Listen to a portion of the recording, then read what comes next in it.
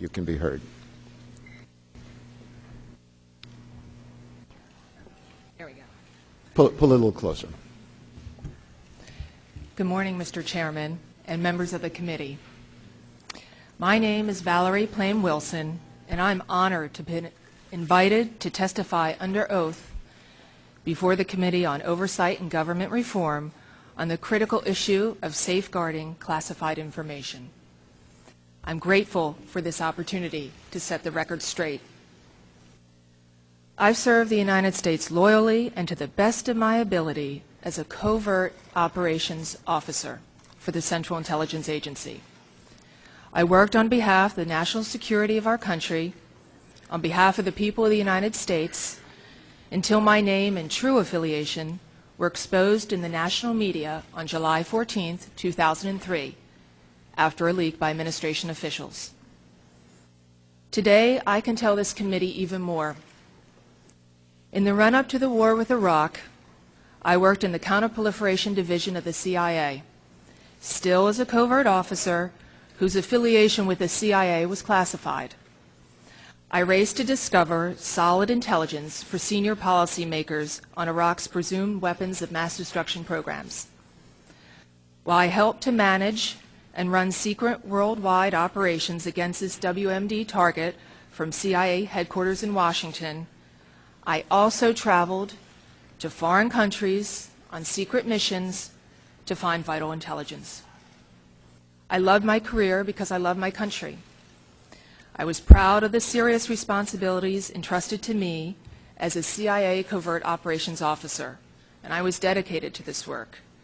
It was not common knowledge on the Georgetown cocktail circuit that everyone knew where I worked. But all of my efforts on behalf of the national security of the United States, all of my training, all of the value of my years of service were abruptly ended when my name and identity were exposed irresponsibly. In the course of the trial of Vice President Cheney's former Chief of Staff, Scooter Libby, I was shocked by the evidence that emerged. My name and identity were carelessly and recklessly abused by senior government officials in both the White House and the State Department.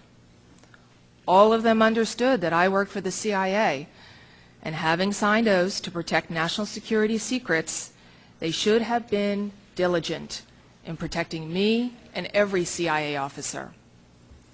The CIA goes to great lengths to protect all of its employees, providing at significant taxpayers' expense painstakingly devised and creative covers for its most sensitive staffers. The harm that is done when a CIA cover is blown is grave, but I can't provide details beyond that in this public hearing. But the concept is obvious. Not only have breaches of national security endangered CIA officers, it has jeopardized and even destroyed entire networks of foreign agents who in turn risk their own lives and those of their families to provide the United States with needed intelligence. Lives are literally at stake. Every single one of my former CIA colleagues, from my fellow covert officers to analysts to technical operations officers to even the secretaries, understand the vulnerabilities of our officers and recognize that the travesty of what happened to me could happen to them. We in the CIA always know that we might be exposed and threatened by foreign enemies. It was a terrible irony that administration officials were the ones who destroyed my cover. Furthermore, testimony in the criminal trial of Vice President Cheney's former Chief of Staff, who has now been convicted of serious crimes, indicates that my exposure arose from purely political motives. Within the CIA, it is essential that all intelligence be evaluated on the basis of its merits and actual credibility. National security depends upon it. The tradecraft of intelligence is not a product of speculation. I feel passionately as an intelligence professional about the creeping, insidious politicizing of our intelligence process. All intelligence professionals are dedicated to the ideal that they would rather be fired on the spot than distort the facts to fit a political view, any political view or any ideology.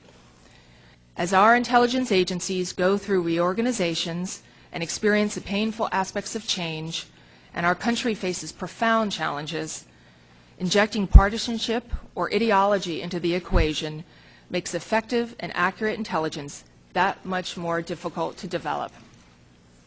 Politics and ideology must be stripped completely from our intelligence services, or the consequences will be even more severe than they have been, and our country placed in even greater danger. It is imperative for any president to be able to make decisions based on intelligence that is unbiased. The Libby trial and the events leading to the Iraq War highlight the urgent need to restore the highest professional standards of intelligence collection and analysis and the protection of our officers and operations. The Congress has a constitutional duty to defend our national security, and that includes safeguarding our intelligence. That is why I'm grateful for this opportunity to appear before this committee today and to assist in its important work. Thank you, and I welcome any questions. Thank you very much, Ms. Wilson. We'll now proceed with 10 minutes on each side, managed by the chair and the ranking member of the committee.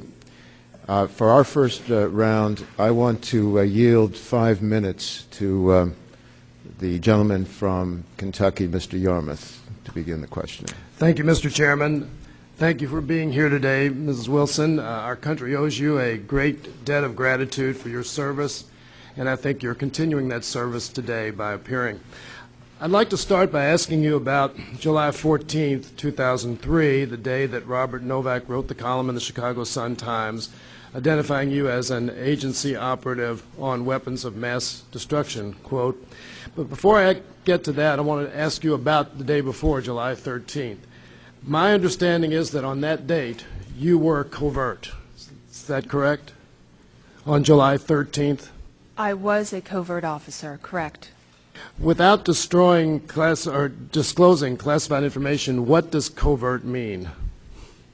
I'm not a lawyer, but my understanding is that the CIA is taking affirmative steps to ensure that there is no links between the operations officer and the Central Intelligence Agency. I mean, that's simple.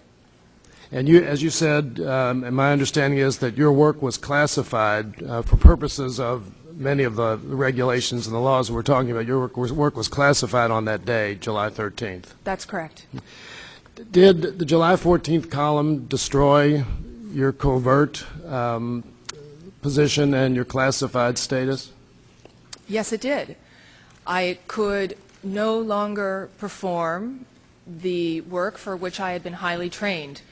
I could no longer travel overseas or do the work for which my career, which I loved. It was done. And this may be a simplistic question, but the information that was disclosed in Robert Novak's column, is it correct to say that that is information that you would not have disclosed yourself? That is correct. How did you react when you learned that your identity had been disclosed?